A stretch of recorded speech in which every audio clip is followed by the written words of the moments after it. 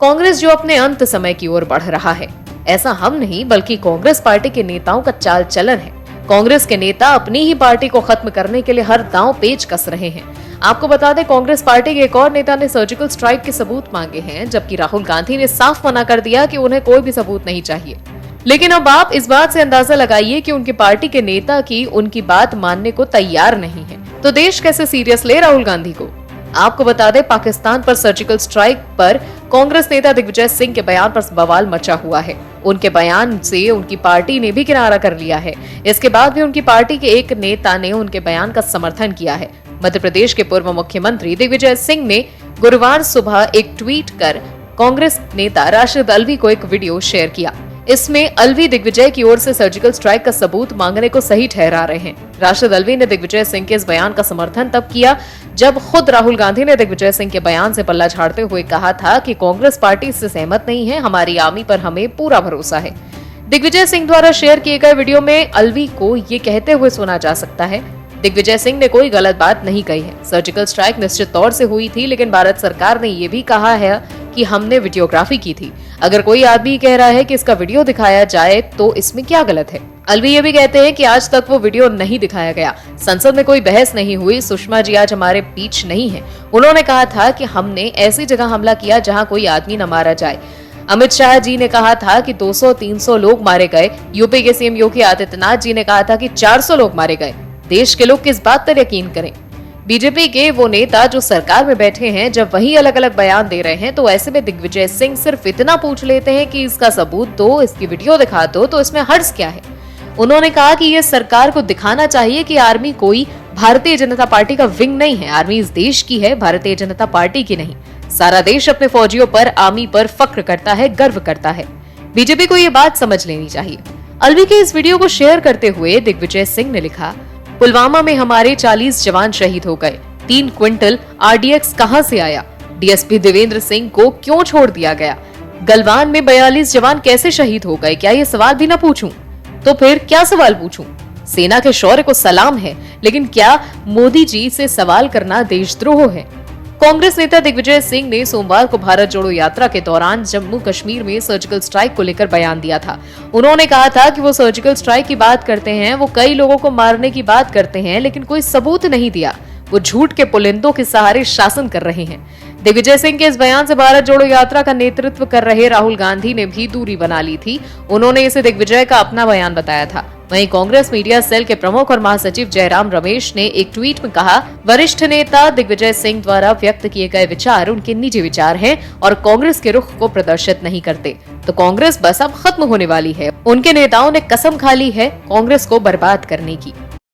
BJP सांसद वरुण गांधी आने वाले आगामी चुनाव के लिए अपनी एक अलग राह चुन सकते हैं।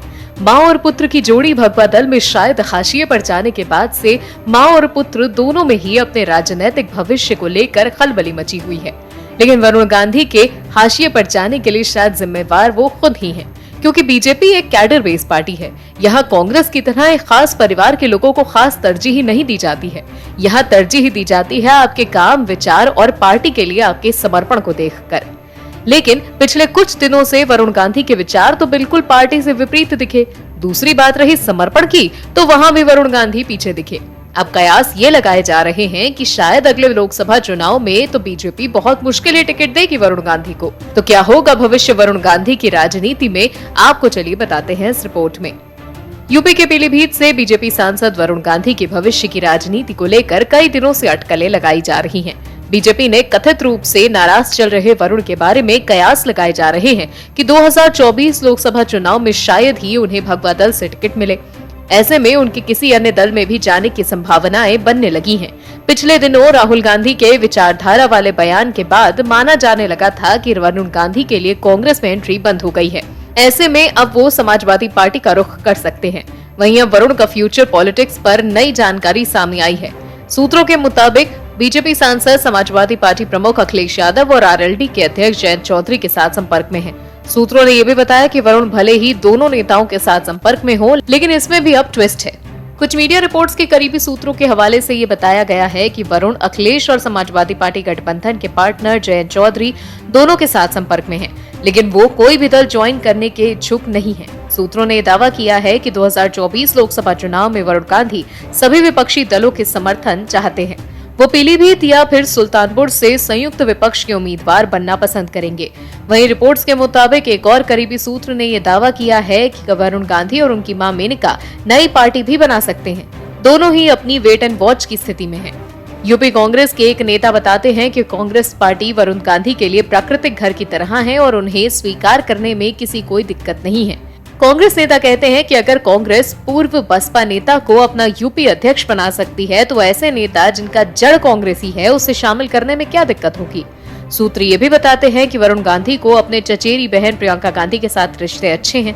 दोनों के बीच समय समय पर बातचीत भी होती रहती है। पहले ये बात गैर राजनीतिक होती थी, लेकिन पिछले कुछ समय से दोनों में वर्तमान राजनीति पर भी बात होती है।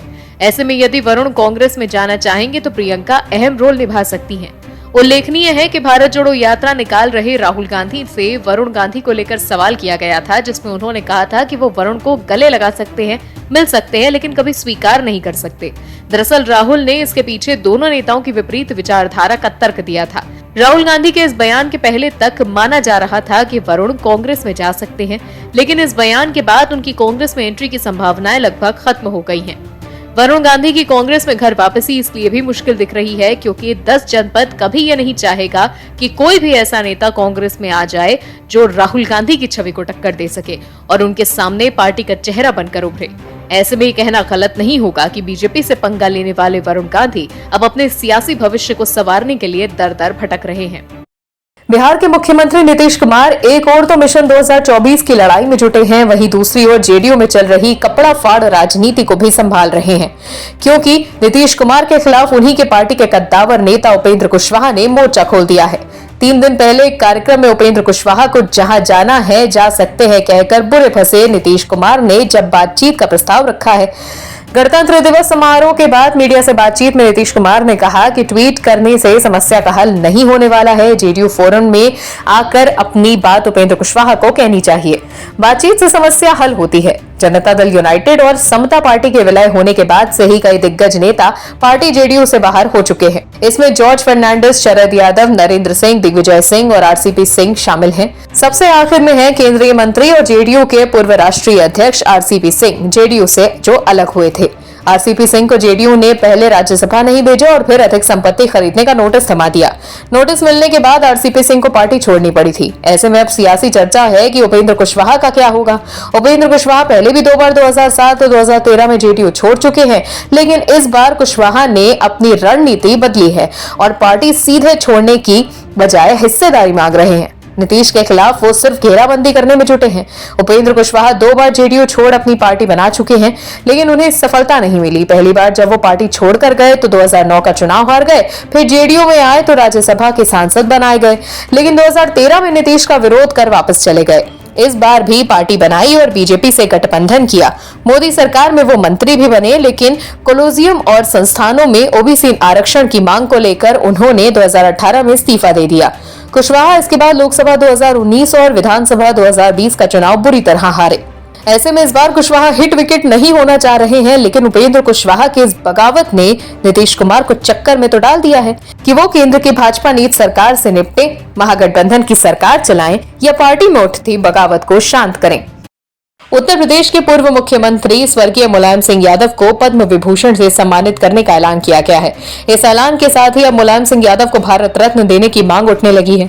समाजवादी पार्टी सांसद और मुलायम की बड़ी बहू डिंपल यादव ने भारत रत्न देने की मांग की है, जबकि छोटी बहू और भारतीय जनता पार्टी नेता अपर्णा यादव ने कहा कि जो मिल गया उसे स्वीकार करना चाहिए, सवाल नहीं। आपको बता दें कि गणतंत्र दिवस की पूर्व संध्या पर जब पद्म पुरस्कारों का ऐलान हुआ तो एक नाम ने सबको चौंका दिया। यह नाम है स्वर्गीय मुलायम सिंह यादव का। उत्तर प्रदेश के 3 बार के मुख्यमंत्री, देश के रक्षा मंत्री, प्रख्यात समाजवादी और धरती पुत्र के नाम से विख्यात मुलायम सिंह यादव को मोदी सरकार ने पद्म विभूषण सम्मान से नवाजने का ऐलान किया है। इसके बाद समाजवादी पार्टी ने नेताजी को भारत रत्न देने की मांग शुरू कर दी। मैनपुरी से समाजवादी पार्टी सांसद और साथ ही मुलायम सिंह यादव की बड़ी बहू डिंपल यादव ने सरकार से नेताजी को भारत रत्न देने की मांग की। उन्होंने कहा कि जिस तरह का नेताजी का कद था, उस अनुसार उन्हें पहले ही भारत रत्न मिल जाना चाहिए था। मेरा सरकार से अनुरोध है कि नेताजी को भारत रत्न मिले। वहीं मुलायम सिंह यादव के छोटे भाई और समाजवादी पार्टी नेता शिवपाल सिंह यादव ने भी एक सवाल के जवाब में ये कहा कि पार्टी कार्यकर्ता और नेता चाहते हैं कि नेताजी को भारत रत्न मिले। ये बात सही है कि नेताजी एक अध्यापक से राजनीति के सर्वोच्च गलियारे और पद तक पहुंचे थे। उनका जमीन पर अपने कार्यकर्ताओं से जुड़ाव किसी से छुपा नहीं था। जब तक नेताजी रहे, समाजवादी पार्टी के हित के लिए सोचते रहे थे। लेकिन सम्मान पुरस्कार किसी भी व्यक्ति के भूतकाल में किए गए कार्यों के ही आधार पर मिलता है। कोई भी राजकीय सम्मान आदर योग्य होता है, न कि प्रश्न चिन्ह उस पर खड़ा करना चाहिए। और भी वीडियोस देखने के लिए चैनल को सब्सक्राइब करें और बेल आइकन को दबाएं।